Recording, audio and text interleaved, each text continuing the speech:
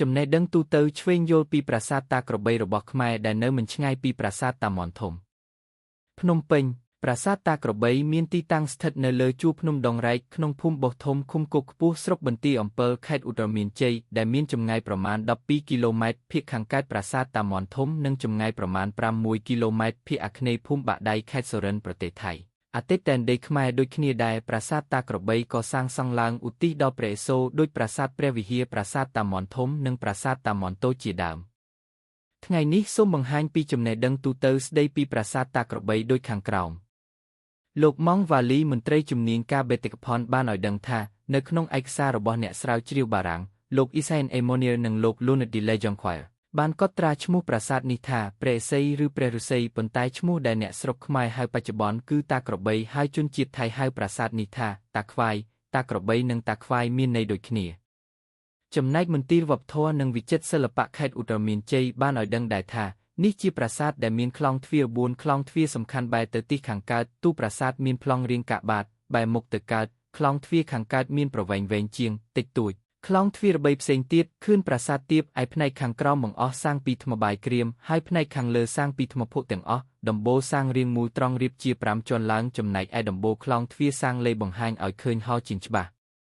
ប្រភពដដែលបានបន្តថាប្រាសាទតាក្របីជាប្រាសាទមួយដែលគ្មានក្បាច់លម្អនិងសិលាចារឹកបន្សល់ទុកជាទឹកតាំងក្នុងការកំណត់ពីការបរិច្ឆេទរបស់ប្រាសាទដូចនេះការសិក្សាស្រាវជ្រាវត្រូវពឹងផ្អែកទៅលើការប្រៀបធៀបទៅនឹងសំណង់មួយចំនួនដែលស្ថិតនៅក្នុងរាជរបស់ព្រះបាទសូអវ្មន្ទីមួយមានដូចជាទូប៉មកណ្ដាលនៃប្រាសាទបន្ទាយស្រីដំដែកនិងទូប៉មកណ្ដាលនៃប្រាសាទតាកែវជាដើមមន្ទីរវប្បធម៌និងវិចិត្រសិល្បៈខេត្តឧត្តរមានជ័យក៏បានឲ្យដឹងដែរថាតាមរយៈការប្រៀបធៀបនេះយើងអាចទទួលបានការបរិច្ឆេទរបស់ប្រាសាទតាក្របីឃើញថាប្រាសាទនេះស្ថិតនៅក្នុងរាជរបស់ព្រះបាទសូអវ្មន្ទីមួយនាសតវត្សទី11នៃគ្រិស្តសករាជនិងស្ថិតនៅក្នុងរចនាបថឃ្លាំងប្រាសាទតាក្របីត្រូវបានសាងសង់ឡើងដើម្បីដល់ព្រហ្មញ្ញសាសនាដោយយើងពឹងផ្អែកទៅតាមការសង្កេតផ្ទាល់បានឲ្យយើងដឹងថាប្រាសាទនេះក៏សាងឡើងដើម្បីគោរពដល់ព្រះឥសូរពីព្រោះនៅកន្លែងទីសក្ការៈមានថ្មធម្មជាតិដែលបុរាណវិទូហៅថាស្វាយភូលឹង